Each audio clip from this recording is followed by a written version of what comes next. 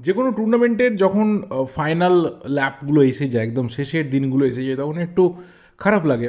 এতদিন ধরে এই টুর্নামেন্টটা চলছিল, আমাদের সন্ধ্যাবেলাগুলো খুব দারুণ কাটছিল, আমরা এনজয় করছিলাম, কেউ হতাশ হচ্ছিল, কেউ আনন্দ পাচ্ছিল, কোথাও একটা এনগেজমেন্ট ছিল। বাট একটা টুর্নামেন্ট যখন শেষ হয়ে যায় তখন একটু খারাপ লাগে। এবং ঠিক আছে, সেটা শেষ হয়ে গেলেও জাস্ট কয়েক দিনের মধ্যে, এক সপ্তাহ সামথিংয়ের মধ্যেই কিন্তু আমাদের আইএসএলের সেকেন্ড ফেজও শুরু হয়ে যাওয়ার এই মুহূর্তে প্রবল সম্ভাবনা দেখা গেছে। আজ সেকেন্ড সেমিফাইনাল সুপার কাপের, যেখানে মুখোমুখি Mumbai city FC and Odisha FC, এবং তাদের উইনাররা মুখোমুখি হবে 28 জানুয়ারি সন্ধ্যে 7:30টায় ইস্টবেঙ্গলের বিরুদ্ধে। অবশ্যই এখানে দাঁড়িয়ে ওড়িশা এফসির কাছে হাতছানি দ্বিতীয়বারের মতো ফাইনালে যাওয়ার, দ্বিতীয়বারের মতো ট্রফি জেতার। উল্টো দিকে মুম্বাই সিটি এফসি, তারা ইয়াং টিম নিয়ে কী করে, কেমনভাবে ওড়িশার মতো টিমকে আটকায়, সেই নিয়ে ছোট্ট করে তো কথা বলবো। তার পাশাপাশি আমাদের ন্যাশনাল টিম কোচ অ্যান্ড প্রেসিডেন্টের মধ্যে যে ট্যাসল বহুদিন ধরে চলছে, সেটা নিয়ে বহু আর্টিকেল এই মুহূর্তে বেরিয়ে এসেছে। অনেক আপাতত কথা বলছে ঠিক ভুল, উচিত অনুচিত, অনেক কিছু নিয়ে। এবং তার পাশাপাশি অবশ্যই ট্রান্সফার মার্কেটে কী হচ্ছে সেই নিয়েও কিন্তু কথা বলতে হবে। শুরু করবো যেটা দিয়ে, সেটা অবশ্যই কিন্তু আমাদের সুপার কাপের যে ব্যাপারটা রয়েছে এই মুহূর্তে দাঁড়িয়ে। আজকে Odisha FC versus Mumbai city FC match. শুরুতে যেটা বললাম যে ওড়িশার কাছে চান্স রয়েছে দ্বিতীয়বারের মতো ব্যাক টু ব্যাক পরপর দুটো বছরে ফাইনালে যাওয়ার, পরপর দুটো বছরে টুর্নামেন্ট জেতার। এবং ওড়িশা এফসির টিম এইবারে যেভাবে খেলছে, তারা সাউথ জোনে এএফসি কাপে গ্রুপ টপার্স হয়েছে এবং সেখান থেকে নকআউটে পৌঁছেছে প্রথমবারের মতো গিয়ে।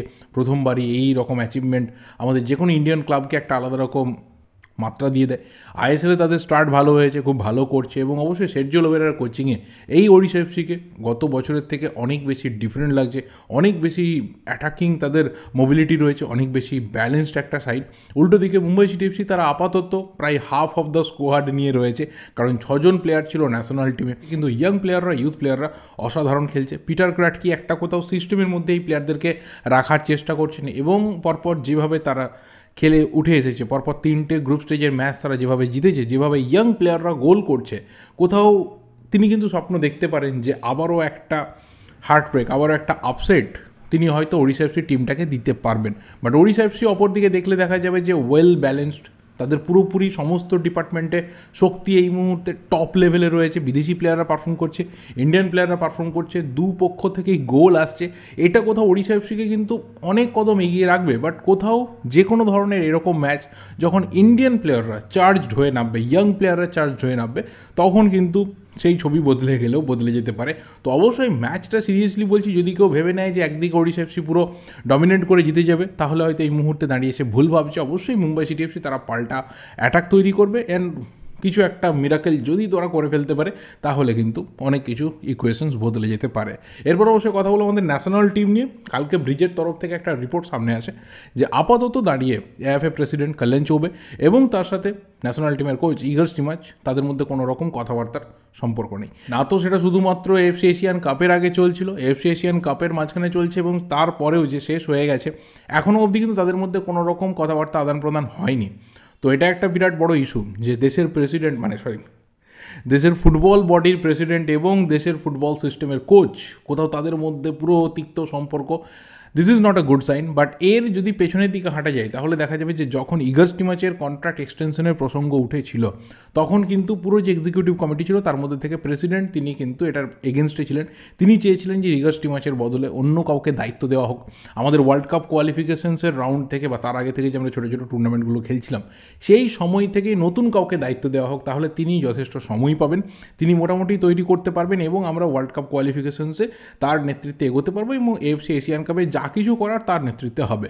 বাট ম্যাক্সিমাম যে আদার এক্সিকিউটিভ কমিটি মেম্বার ছিল, বা যাদের হাতে আরও ক্ষমতা ছিল, যার মধ্যে একজন বিতর্কিত ক্যারেক্টার রয়েছে, যাই হোক নাম বলে আর সময় নষ্ট করা দরকার নেই, তিনি কিন্তু পরিষ্কারভাবে, তাদের একটা গ্রুপ পরিষ্কারভাবে ইগর স্টিমাচের পাশে ছিলেন। এবং সেখান থেকে ইগর স্টিমাচের যে কন্ট্রাক্ট এক্সটেনশন, সেটা 2024 ওয়ার্ল্ড কাপ কোয়ালিফিকেশনসের যে আমাদের রাউন্ড 2 এর লাস্ট ম্যাচ রয়েছে, সেই অবধি এক্সটেন্ড হয়। এবং তিনি যদি রাউন্ড 3-তে নিয়ে যেতে পারেন, তাহলে 2 বছরের একটা কন্ট্রাক্ট এক্সটেনশনের যে অপশন রয়েছে, সেটা তখনই ট্রিগার্ড হবে। তো এখন কিন্তু 2026 অবধি তিনি দায়িত্বে নেই, তিনি 2024 জুন অবধি দায়িত্বে রয়েছেন। এবং সামনে তার 4টে ম্যাচ রয়েছে, আফগানিস্তানের সাথে 2টো ম্যাচ রয়েছে, কুয়েতের একটা ম্যাচ, কাতারের একটা ম্যাচ, যেখানে কুয়েতের ম্যাচটা আমাদের ঘরের মাঠে হবে এবং কাতার ম্যাচটা আমরা কাতারে খেলতে যাব। আফগানিস্তানের ম্যাচটাও কিন্তু একটা হোম একটা অ্যাওয়ে রয়েছে। তো সেই 4টে ম্যাচের যা রেজাল্ট হবে, এবং 4টে ম্যাচের পরে আমরা বুঝতে পারবো যে আমরা রাউন্ড 3-তে যাচ্ছি কিনা। যদি আমরা যাই, তাহলে অবশ্যই অ্যাজ পার যে অপশনস রয়েছে কন্ট্রাক্টে, তাহলে তার কিন্তু কন্ট্রাক্টে এক্সটেনশন হয়ে যাবে। এবং যদি আমরা কোনোভাবে আনলাকিলি ফেল করি, যেটা আমরা চাই না, কোনো একজন কোচকে ভালো লাগে না বা খারাপ লাগে তার জন্য তো নিজের দেশের ক্ষতি চাওয়া যায় না। আমরা কখনোই চাই না যে আমরা রাউন্ড 2-তে ফেল করি। যদি আমরা কোনো কারণে, কোচের কারণে বা প্লেয়ারদের অফ ফর্মের কারণে বা যেভাবেই হোক না কেন, আমরা যদি ফেল করে যাই, তাহলে কিন্তু কোচের এক্সটেনশনটা আর হবে না। তো এটা একটা বিরাট ইস্যু তখন তৈরি হয়েছিল, যেটা এখন সামনে আসছে। বাট হ্যাঁ, এখানে কোনটা ঠিক কোনটা ভুল, কোনটা উচিত হয়েছে কোনটা অনুচিত হয়েছে, এখন সেই বিতর্কে যাওয়ার কোনো আমার মনে হয় না প্রয়োজন আছে বলে। কারণ দেখো, এই ধরনের যখন ডেমোক্রেটিক একটা এনভায়রনমেন্টের ডিসিশন নেওয়া হয়, সেখানে যারা সংখ্যাগরিষ্ঠ রয়েছে তাদের মতামতটাকেই প্রাধান্য দেওয়া হয়। তো সেইভাবেই কিন্তু ইগার স্টিমাচের যে কন্ট্রাক্ট এক্সটেনশন, সেটা কিন্তু অ্যাপ্রুভাল হয়েছিল on basis of the majority. তো ঠিক আছে, হয়তো তারা ভেবেছিলেন যে কোথাও ইগার স্টিমাচ একটা ভালো রাস্তা আমাদের দেখাতে পারে, আমরা কোথাও আরও বেটার ওয়েতে নিজেদেরকে রিপ্রেজেন্ট করতে পারি। সেটা হয়নি, সেটা আমাদের ব্যাড লাক। যেটা চলে আসছে এতদিন ধরে, সেটা নিয়ে আলাদা করে আমাদের আর কিছু বলার নেই। কিন্তু হ্যাঁ, আমরা অবশ্যই চাই সামনে যে 4টে ম্যাচ রয়েছে, সেই 4টে ম্যাচে আমরা ভালো খেলবো। অ্যাটলিস্ট আমরা আফগানিস্তানকে 2টো ম্যাচে হারাবো। কুয়েতের সাথে আমাদের ঘরের মাঠে ম্যাচ রয়েছে, আমরা অ্যাওয়ে মাঠে ওদেরকে হারিয়েছিলাম, চেষ্টা করবো ওই ম্যাচটাও আমরা জিততে। অ্যান্ড কাতার ম্যাচটা যদি আমাদের এগেনস্টেও রেজাল্ট যায়, তাহলে কিন্তু এই 3টে ম্যাচের যে পজিটিভ রেজাল্ট হবে, সেই ক্ষেত্রে আমরা কিন্তু থার্ড রাউন্ডে অটোমেটিক্যালি কোয়ালিফাই করে যেতে পারবো। সেই ক্ষেত্রে আর কোনো প্রবলেম থাকার কথা থাকবে না। তো সেটাই আমরা চাইবো। বাট তারপরে কী হবে, ইগার স্টিমাচকে নিয়ে আরও কী কী প্ল্যান চলবে, কাটাছাড়া চলবে, সেটা নিয়ে তখন ভাবা যাবে। যদি আবারও তিনি নিজের ভুলগুলোকে শুধরে নিয়ে বা প্লেয়ারদের ভুলগুলোকে শুধরে দিয়ে তিনি যদি এই টিমটাকে আবারও ঠিকঠাকভাবে রান করাতে পারেন, তাহলে কিন্তু ইন্ডিয়ান ফুটবল ফ্যান্স আবারও ইগার স্টিমাচের পাশে থাকবে, ডেফিনেটলি থাকবে। কারণ যারা আমাদের ইন্ডিয়ান ফুটবলের ভালো করবে, তাদের পাশে আমরা অলওয়েজ থাকতে রাজি রয়েছি। সেটা যে কেউ হতে পারে, যত বিতর্কিত পার্সনই হোক না কেন, যদি ইন্ডিয়ান ফুটবলের পাশে কেউ থাকে, ফ্যানরা কিন্তু তার পাশেও থাকবে। এরপর অবশ্যই ঢুকতে হবে যেটা নিয়ে, সেটা সবার এখন ইন্টারেস্টের খুব চরম লেভেলে রয়েছে, সেটা হচ্ছে ট্রান্সফার মার্কেটে কী হচ্ছে। দেখো, 4টে বিষয় বলার রয়েছে। এক হচ্ছে ইস্টবেঙ্গলে নিখিল পূজারির যে লোন ডিল, সেটা আপাতত অ্যাডভান্সিংয়ের দিকে এগোচ্ছে এবং আপাতত নিখিল পূজারি দেশে ফিরে এসেছে কাতার থেকে, এবং সম্ভবত আগামী কয়েকদিনের মধ্যে পুরো বিষয়টা ফাইনাল হয়ে যাবে যে নিখিল পূজারিকে ইস্টবেঙ্গল লোনে নিয়ে আসছে, নাকি মুম্বাই সিটিতে তার যে যাওয়ার একটা সম্ভাবনা ছিল, সেটা এখন থেকে অ্যাডভান্স লেভেলে নিয়ে যেতে তারা চাইবে। কারণ মেহতাবের পারফরমেন্স বলো বা রাহুল ভেকের পারফরমেন্স বলো, ডিফেন্স লাইনে যে ওদের প্লেয়ার লাগবে, অবশ্যই ভালপুইয়ার মতো ইয়াং প্লেয়ার রয়েছে ঠিক কথা, বাট ডিফেন্স লাইনে ওদের যে প্লেয়ার লাগবে এটা ঠিক কথাই। এবং রাইট ব্যাকে কোথাও নিখিল পূজারি তাদের হট ফেভারিট জায়গাতে রয়েছে, সেটা সামার ট্রান্সফার উইন্ডোর জন্য। বাট সেটা যদি উইন্টারে ওরা করে ফেলতে চায়, তাহলে কিন্তু ইস্টবেঙ্গলের ক্ষেত্রে একটু চাপ হবে। বাট এখনও অবধি যা কিছু ব্যাপার সামনে এসেছে, সেখানে ইস্টবেঙ্গলই কেবলমাত্র এই জায়গাতে অ্যাডভান্স স্টেজে রয়েছে। বাট অ্যাডভান্স স্টেজে থাকা এবং ডিল ডান করা, দুটোর মধ্যে কিন্তু অনেকটা তফাৎ থেকে যায়। দ্বিতীয় যে ব্যাপারটা রয়েছে, সেটা অবশ্যই ইস্টবেঙ্গলের ক্ষেত্রে ইয়াগো ফালকিউ সিলভা।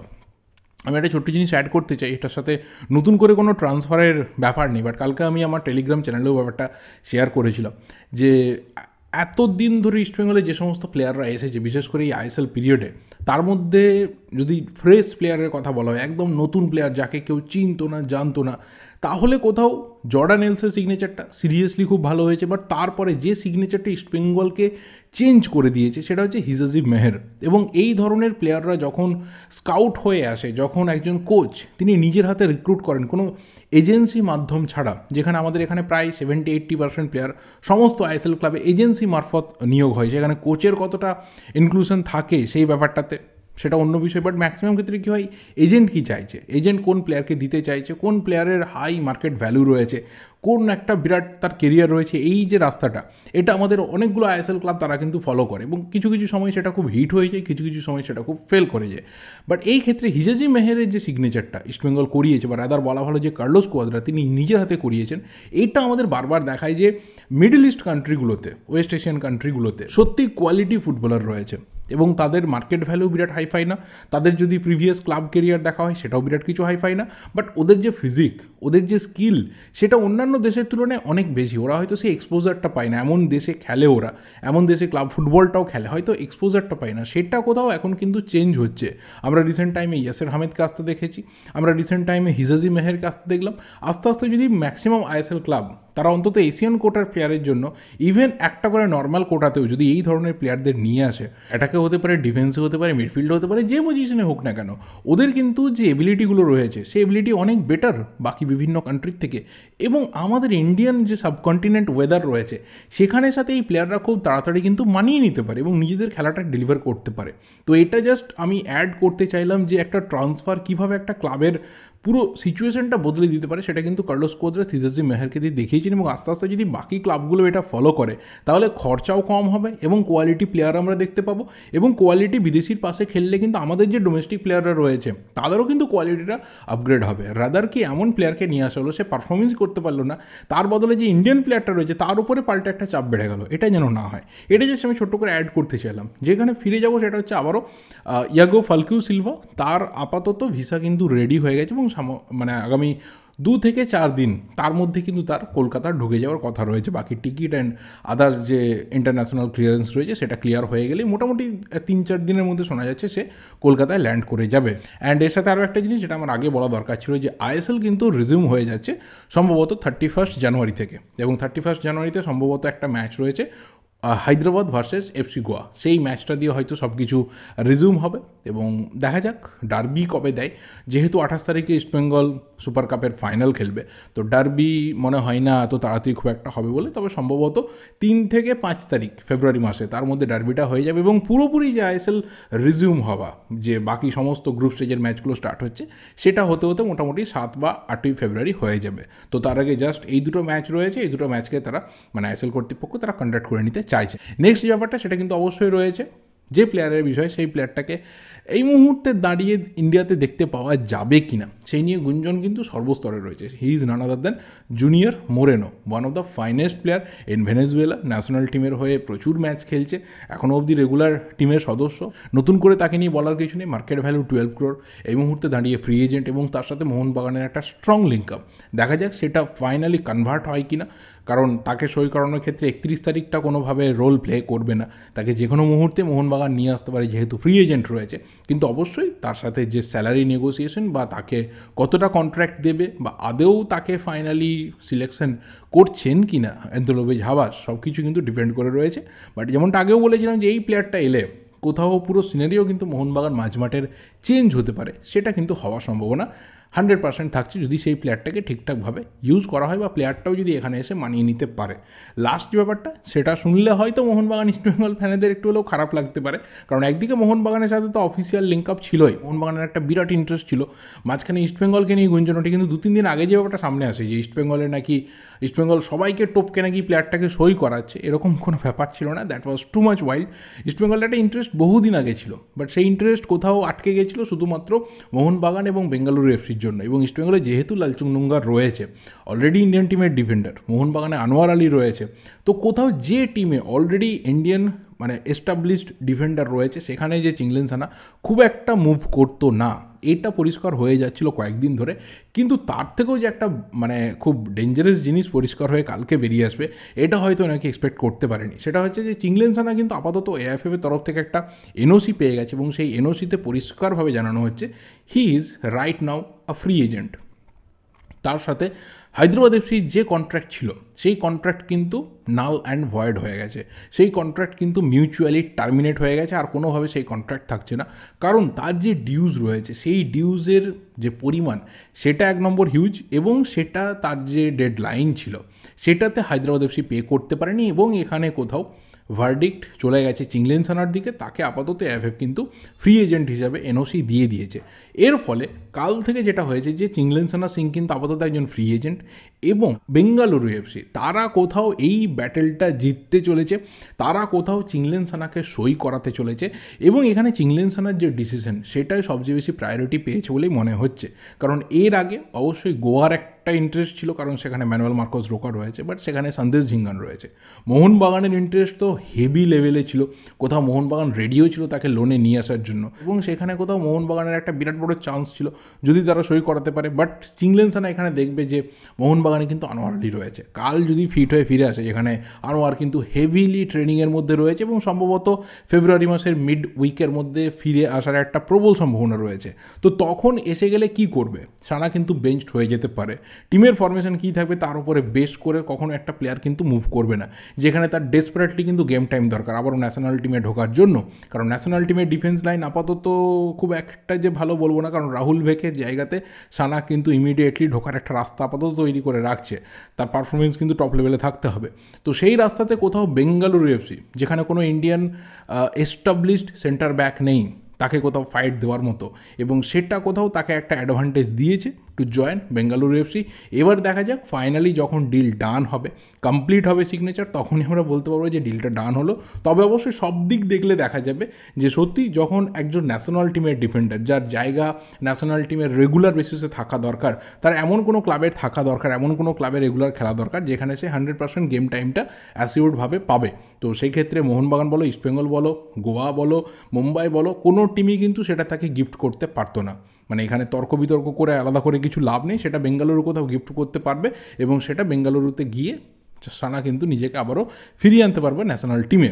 দেখা যাক কতটা ভালো এই সিগনেচারটা হয়, কত তাড়াতাড়ি এই সিগনেচারটা হয়, কারণ আমরা কিন্তু ওয়েট করে রয়েছি সানাকে আবারও মাঠে ফিরতে দেখতে, আবারও খুব ভালো করে ফুটবলটা খেলতে দেখতে। কারণ তার সাথে পার্সোনাল লাইফে যা হয়েছে মণিপুরের ওই সময়টাতে, তার ঘরবাড়ি ভেঙে গেছে, তার একাডেমি নষ্ট হয়ে গেছে যেখানে সে বাচ্চা বাচ্চা ছেলেদের ফুটবল শেখাতো, তো কোথাও সানার কিন্তু আবারও ফুটবলে ফিরে আসাটা সব দিক থেকে কিন্তু তার মানিটারি দিক থেকে, তার মোটিভেশনের দিক থেকে ভীষণভাবে দরকার। এবং এই সময় আমাদের সবচেয়ে বেশি দরকার হচ্ছে প্লেয়ারদের পাশে থাকা। That's it, that's all. এই ভিডিওটা এই অবধি হয়তো একটু লেন্দি হয়ে গেল, সরি ফর দ্যাট। ভালো লাগলে লাইক করো, শেয়ার করো, দেখা হবে পরের ভিডিওতে। Till then subscribe the channel যদি নতুন হয়ে থাকো। Thank you and good bye.